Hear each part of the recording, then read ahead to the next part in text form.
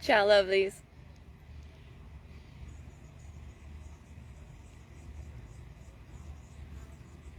As you come on, let me know if you are hashtag team live or hashtag team replay. It is such a fantastic day outside. Sitting in the shade, enjoying it.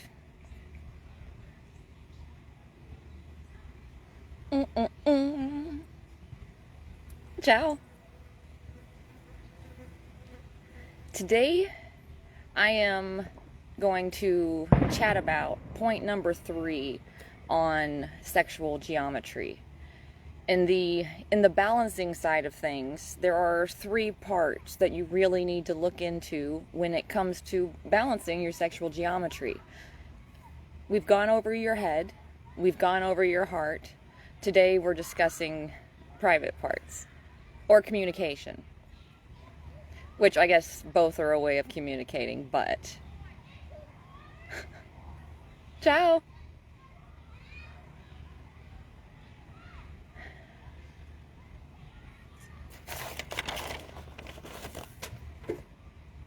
The Balancing Your Sexual Geometry program is 4 months, 4 points with me. We will go over each of these things, and the last points we will be doing tools for your toolbox, which would be all sorts of practices and exercises and little things you can do throughout your day to help you get through it if you need it. Ciao.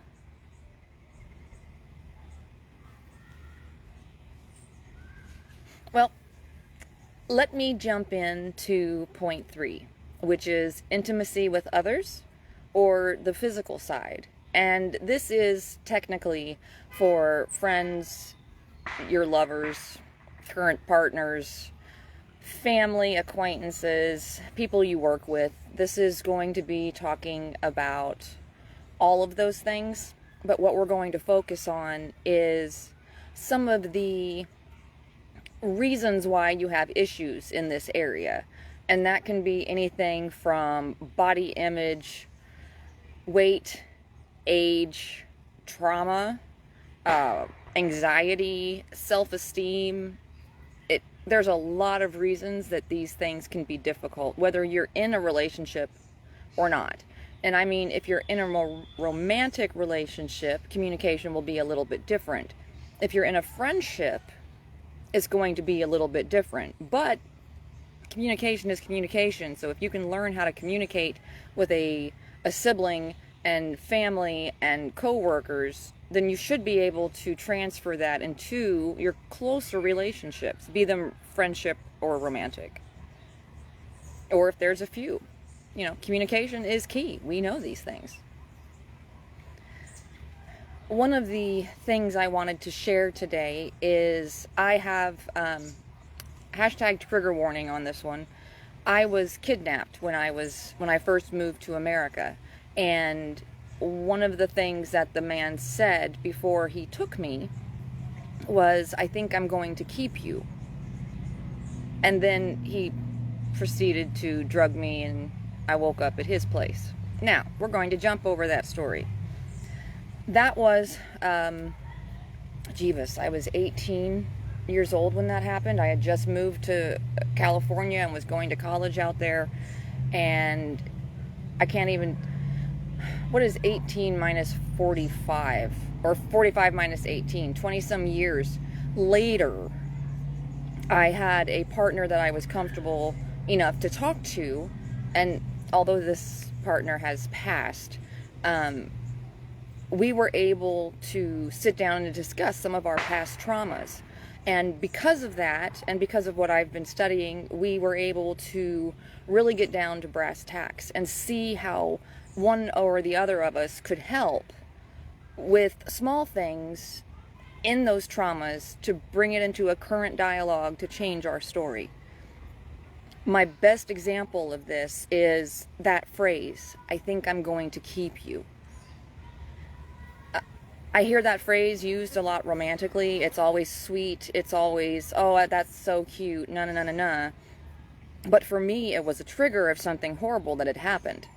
Well, after hearing that phrase, my partner at the time and I had discussed it, and we were trying to figure out how to change that phrase for me, since for so many others it meant something good, and for me it did not. So one night while we were on a date, we pulled back up to our place, and he reached over to open the door for me and said, "I think I'll keep you." And then we went inside and we made dinner, and it was a good night. But for me, I'm never going to forget that. It changed it for me because he meant it in a way that wasn't toxic or threatening or life-taking. He meant it in a way that was real and sincere, and that he wanted me around, and that it was, well, it was very awesome. But it is important to try and go back through some of these things and see if you can change it. See if you can just take pieces of it and do something different with it today. And a lot of our sexual trauma, a lot of our past trauma has come from things that we believe that really aren't true. And for me, it's, being able to see through these things and work through them over the years has been such a help in the way that I am optimistic on a regular basis, even if my life sucks. Just because it's bad doesn't mean I'm angry. It just means I'm doing something to change it. And that has taken a lot. You'll hear a lot of my stories, and not all of them are pretty. So be forewarned on that one. But that's why I've been able to do what I've been able to do. And that's why I am who I am today. Is they didn't break me. They only made me stronger, and they only made me more fascinated in people and why they do things. And that for me was a game changer. Now, you don't have to go out and start teaching, and you don't have to go to school for it. That's why you have me. So you can sit down and think about some things, and hopefully we can hit these triggers and make them different for you. With our relationships, and I've said this before, I'm pretty sure, is that our relationships are how we grow. I hear this whole, I have to be this, that, and the other before I can get into a relationship. That's not true. You get into a relationship so you can see what this, that, and the other is. You don't know what these things are until you are with someone, be it a close friend, family, again, business associate. You don't know what these things are until other people pull them out of you. And that's why we have relationships. Don't believe the hype. You can absolutely be with someone even if you feel like you're broken, because you're not broken. You're human. And you need other humans. It does take a village. And that's why there's so many of us trying to share with others, and there's so many of us talking, and there's so many of us saying, hey, if you need an ear, I'm here. There's reasons. And in those of us that have these stories, you know what I'm talking about. You know why you share. You know why you're there for that person. You know when you show up. You're showing up sincerely because you have had that moment. And you know what it takes to get through it. So, it's so very important. Again, I'm getting intense, and I'm sorry, kind of. Again, only kind of. These things do need to be talked about. Oh, hi. Define relationship between sex and intimacy. You can be intimate without having intercourse. You can have a very romantic, intense moment with someone, and you don't have to be touching them. You can simply be looking at them. So intimacy is a whole other ball game. It's a whole other arm where sex is an act.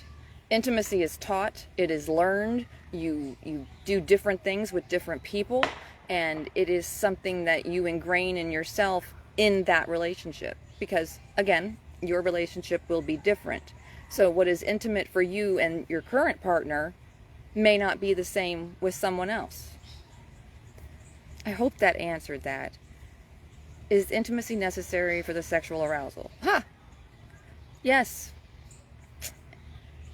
In the female body, we need to feel that closeness to want to be aroused.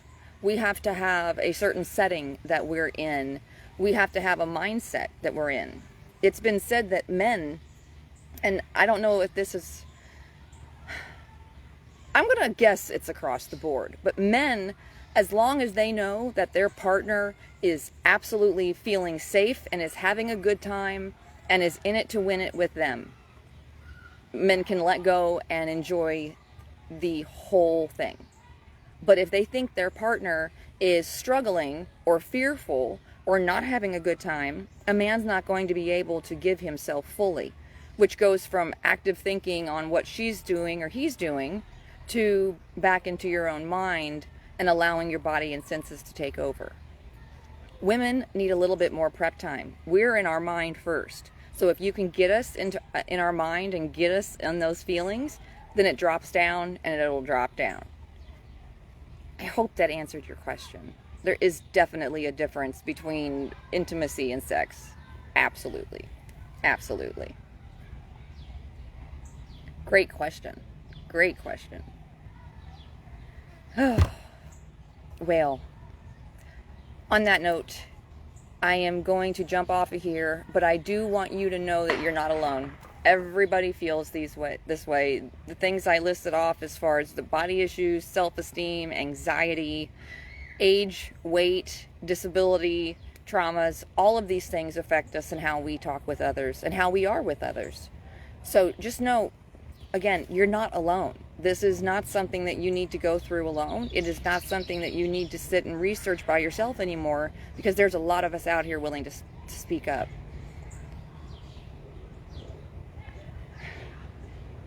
Ciao, lovelies. Super intense, I know. Oh, wow, I got the sun on me. All right. Well, if you are interested in booking a call to see if you are a good fit for the Balancing Your Sexual Geometry project, then give me a heart emoji in the comments and I will get that sent to you so you can book it. Times are going, and make sure to get something convenient for you. I'm hoping to get everything started by the 1st of August, so you do have a little bit of time if you need it. I hope everyone is having a fantastic weekend, and as always, I hope you have the day you deserve. From my face to yours, I love you.